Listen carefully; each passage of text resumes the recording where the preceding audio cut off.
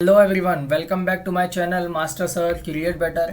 तो आज के इस वीडियो में हम जो हमारा लास्ट वीडियो था एक्सेल के ऊपर कंडीशनल फॉर्मेटिंग का पहला पार्ट था, जिसमें हमने हाईलाइट सेल रूल्स के जो हैं सारे जो ग्रेटर दैन लेस देन की जितने भी इक्वेशंस थी हमने यहाँ पे देखी, कैसे हम उन चीज़ों को देख सकते हैं। अगर आपने वो नहीं देखा है तो डिस्क्रिप्शन में उस वीडियो का लिंक है, तो आप जा करके देख सकते हैं। आज के इस वीडियो के अंदर हम उसका अगला टॉपिक लेके आए हैं, पार्ट 2 लेके आए हैं, जिसमें हम टॉप बॉटम रूल्स और डेटा बास की जो कैलकुलेशन होती है वो किस तरह से काम करते हैं वो चीज़ें मैं आपको बताऊंगा। तो शुरू करते हैं आज का टॉपिक, टॉप बॉटम रूल्स। यहाँ पे हमारा जो रैंक का फॉर्मूला था, आपने अगर हमारे पुराने वीडियोस देखे हों तो वहाँ पे मैंने एक रैंक का फॉर्मूला बताया था। अगर नहीं देखा है तो आप देख सकते हैं, मैं लिंक डिस्क्रिप्शन में दे दूंगा। उस फॉर्मूले में क्या होता था, हमें क्लास के अंदर जो रैंक है, मतलब सबसे ऊपर या सबसे नीचे हमें चाहिए होता था, वो हम यहाँ पे यूज़ कर सकते हैं। तो उसी तरह से टॉप बॉटम रूल्स भी अपने काम करते हैं। यहाँ पे फर्स्ट हम लेके आते हैं रैंक। तो रैंक का फॉर्मूला क्या करता था, यहाँ पर ये नंबर हमने दिया, उसके बाद में हमने जो हमारी क्राइटेरिया वो हमने यहाँ पे दे देते हैं, और देने के बाद उसको लॉक कर देते हैं, और कॉमा लगाने के बाद असेंडिंग या डिसेंडिंग ऑर्डर में लेना है तो हम यहाँ पर ले लेते हैं, क्योंकि हमें क्लास की रैंक निकालनी है। तो रैंक के लिए सबसे बड़ा नंबर सबसे ऊपर आता है। तो यहाँ पे उस तरह से नंबर निकल गए हैं। अब क्या करते हैं हम यहाँ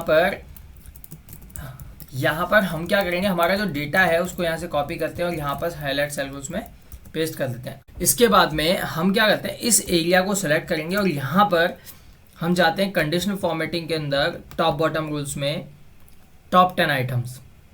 तो टॉप 10 आइटम में जैसे ही आप सेलेक्ट करेंगे, यहाँ पर तो पूरा हाईलाइट होगा बिकॉज हमारा डेटा ही नॉट लाइन होगा। इसलिए हम क्या करते हैं, यहाँ पर 4 जो डेटा है वो हाईलाइट करवाते हैं और उसके बाद में उसको कर देते हैं कस्टम फॉर्मेटिंग में ग्रीन कलर, जिससे क्या होगा हमें पता चल जाएगा। ग्रीन कर देते हैं या आप ऑरेंज कर देते हैं। तो यहाँ पे मैंने क्या किया, यहाँ पे आपके लिए हाईलाइट कर दिया उस चीज़ को।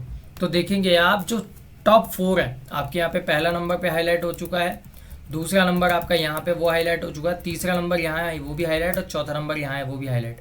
अगर इसमें किसी भी एक जने की जो है कैलकुलेशन पूरी होती है तो यहाँ पे डबल नंबर्स आते हैं, आप देखेंगे ये डबल नंबर्स आते हैं यहाँ पे। तो मैं क्या करता हूँ, इसी के नंबर आपको किसी और में दे देता हूँ। ये देखेंगे आप, यहाँ पे 2 हो गए, 2 होने के बाद में ये 343, तो इसको भी एक बार 343 करते हैं। तो यहाँ पे आप देखेंगे टॉप 4 हमारे यहाँ पे आ चुके हैं। अब 3 नंबर नहीं आया बिकॉज हमारे डेटा ही 4 जो मैक्सिमम है वो यहाँ पे आ गई हैं। उसी तरह से अब क्या करते हैं, रैंक का फॉर्मूला हम लगाते हैं बॉटम 10 के लिए। तो यहाँ पे हम कर लेते हैं बॉटम 10। तो बॉटम 10 में क्या होगा, हम दोबारा से वही रैंक का फॉर्मूला यहाँ पे यूज़ करके देखते हैं। यूज़ करने के बाद क्या होता है, ये हमने सेल दिया, सेल देने के बाद में हमने ये क्राइटेरिया सेलेक्ट किया। क्राइटेरिया सेलेक्ट करने के बाद हम क्या करते हैं, कॉमा लगाते हैं और अब क्या करते हैं असेंडिंग ऑर्डर में। यहाँ पे हमने कॉपी करके पेस्ट किया और आप देख सकते हैं यहाँ पे हमारा डेटा आ चुका है। वापस से हम डेटा ये वाला कॉपी करते हैं और पेस्ट कर देते हैं यहाँ पे बॉटम के लिए।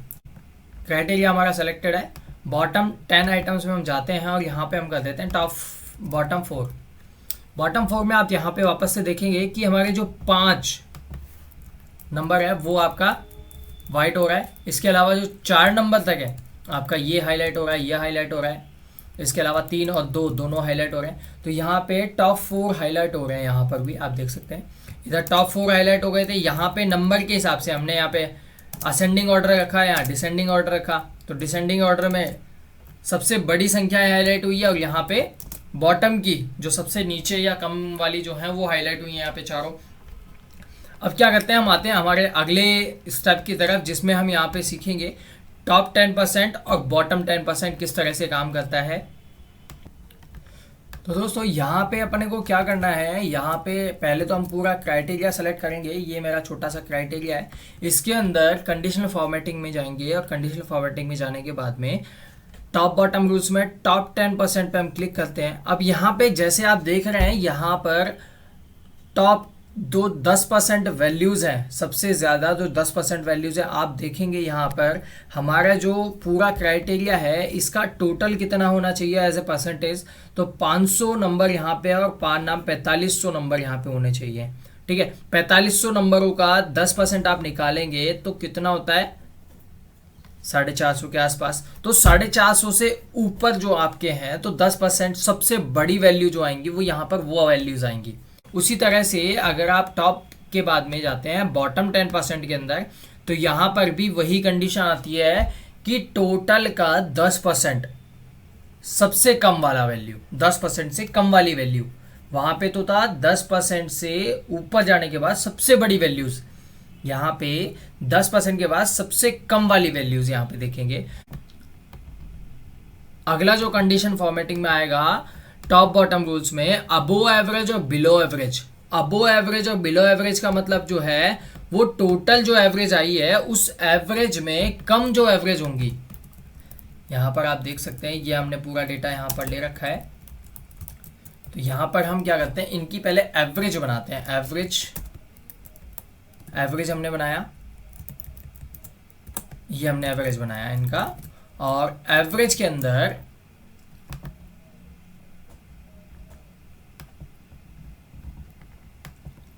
हमने किया अबो एवरेज, एवरेज से ऊपर।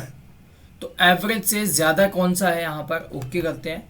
ओके करने के बाद ओके को टोटल करते हैं। यहाँ पे टोटल जो आ रहा है 521.20 आ रहा है, और उसको हम डिवाइड करते हैं यहाँ पे 9 से, तो यहाँ पे 57। अब 57.91 से ऊपर जो भी वैल्यूज होंगी, ये तो हमारी मेन वैल्यू है, इसके ऊपर जितनी भी वैल्यू यहाँ पे होंगी वो हाईलाइट होंगी। अगर यहाँ पे हम करते हैं बिलो एवरेज, तो एवरेज से कम वाली जितनी भी वैल्यूज होंगी वो यहाँ पर हाईलाइट होंगी। तो हम पहले एक बार कंडीशन फॉर्मेटिंग में जाके इसके क्लियर कर देते हैं रूल्स को, और उसके बाद में दोबारा यूज करते हैं कंडीशन फॉर्मेटिंग के अंदर टॉप बॉटम रूल्स में बिलो एवरेज। तो बिलो एवरेज, एवरेज के नीचे जो भी होंगी वो सारी संख्याएं यहाँ पर शो करेंगी। तो ये हमारा जो पार्ट है इसका टॉप बॉटम रूल्स का वो यहाँ पर कंप्लीट होता है। इसके अलावा अब आते हैं हमारा डाटाबास जो है उसके अंदर। तो डेटाबास में क्या होता है, आपको कुछ भी नहीं करना होता है। यहाँ पे आपके नंबर्स को हाईलाइट करता है कि कौन सी संख्या कितनी है और कौन सी कितनी, एवरेज के बराबर जो भी है, एवरेज जो चीज़ें होती हैं उनको यहाँ पर शो करता है। वो किस तरह से वो मैं आपको बताता हूँ। सबसे पहले मैं डेटा को यहाँ पे कंडीशनल फॉर्मेटिंग हटा देता हूँ पूरे डेटा में से, और अब मैं आपको बताता हूँ कि किस तरह से वो वर्किंग करता है। तो दोस्तों आपको क्या करना होगा, पहले एक डेटा एरिया सेलेक्ट कर लेंगे, और डेटा एरिया सेलेक्ट करने के बाद में आप कंडीशन फॉर्मेटिंग के अंदर जाएंगे, और यहाँ पे डेटा बार और ये कलर स्केल का दोनों का जो वर्किंग है वो सेम सा रहता है। तो यहाँ पे क्या होता है, आपको सिर्फ और सिर्फ डेटा के अंदर उसमें कितना डेटा है वो एग्जैक्ट मान के चलता है कि वो 100 के बराबर है। जो भी सेल होता है उसको 100 के बराबर मान के चलता है, और वो डेटा है वो 100 में से कितना परसेंटेज है उतना परसेंट वो कलर कर देगा। इसके अलावा जो कम रह जाता है उसको वहां पे खाली छोड़ देगा। जैसा कि मैं यहाँ पे क्या करता हूँ, इसको यहाँ पर ये वाला जो सॉलिड कलर है वो मैंने दिया, और यहाँ पे मैं क्या करता हूँ, 100 करता हूँ इसको। तो 100 में आप देखेंगे वो फुल भर गया। अगर मैं यहाँ पे 120 करता हूँ तो वहाँ पे वो फिर भी फुल भरता है। अब जो सबसे बड़ी वैल्यू है यहाँ पर, वो सबसे बड़ी वैल्यू क्या होगी, यहाँ पर आप देख सकते हैं 98। तो इस वैल्यू को मान करके वो सबसे ज़्यादा कर रहा है। तो सारी चीज़ों में जो सबसे बड़ी वैल्यू उसको मेन वैल्यू मान करके वो सॉलिड कलर करता है यहाँ पर। उसी तरह से अब मैं क्या करता हूँ, एक रैंडम डेटा यहाँ पे क्रिएट करता हूँ। ये इक्वल टू रैंड बिटवीन के फॉर्मूले से 100 से लेकर के 5000 तक यहाँ पे मैं डेटा यूज़ करता हूँ, और इसके बाद में इसको मैं कर देता हूँ यहाँ पर। तो यहाँ पर सबसे ज़्यादा डेटा जो है वो 4500 का डेटा है। ये 4500, 4497। तो यहाँ पे अगर मैं सॉलिड कलर करता हूँ या डेटाबास को यूज़ करता हूँ तो यहाँ पे आप देख सकते हैं सबसे ज़्यादा 4497 को वो फुल रखेगा, और बाकियों को वो कम से कम ही डाटा यहाँ पे शो करेगा। आप यहाँ पर देख सकते हैं। उसी तरह से यहाँ पर अगर आप मैनेज रूल्स या मोर रूल्स में जाते हैं तो यहाँ पे आपको वो खुद ब खुद आप यहाँ पर चेंज कर सकते हैं, 3 स्केल या 4 स्केल या आइटम सेट्स।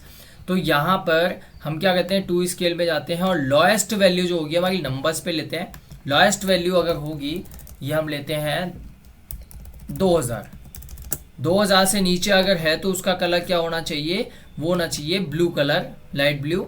और अगर 2000 से ऊपर है तो हम यहाँ क्या करते हैं, बीच का जो क्राइटेरिया उसको हम एक बार खाली छोड़ देते हैं, और यहाँ पे हम कर देते हैं नंबर्स को 4000 के ऊपर हो तो हम उसको कर देते हैं यहाँ पे ये वाला कलर। तो ओके करेंगे तो आप यहाँ पे देखेंगे कि नॉर्मल जो डेटा है उसको तो इसने ज़्यादा कुछ कलर किया नहीं, बट 2000 से नीचे, मतलब सॉरी 2000 से नीचे है तो उसको तो हमारा हाईलाइट करते हैं ब्लू वाले से, 4000 से ऊपर है तो उसको हमारे पीले वाले से। और इसके अलावा जो भी डेटा है वो कलर्स इक्विवेलेंट चलाया उसने, जो RBC का जो फॉर्मूला होता है उसके हिसाब से डेटा को यहाँ पे वर्किंग किया है।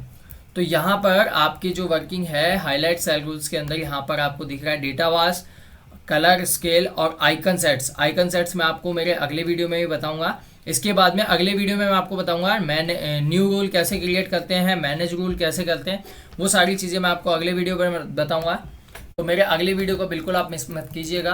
तो अगर कोई मेरे चैनल पे नया है तो लाइक करिए, शेयर करिए, सब्सक्राइब करिए, बेल आइकन को दबाएं जिससे मेरे आने वाले वीडियो की नोटिफिकेशन आए आपके पास सबसे पहले।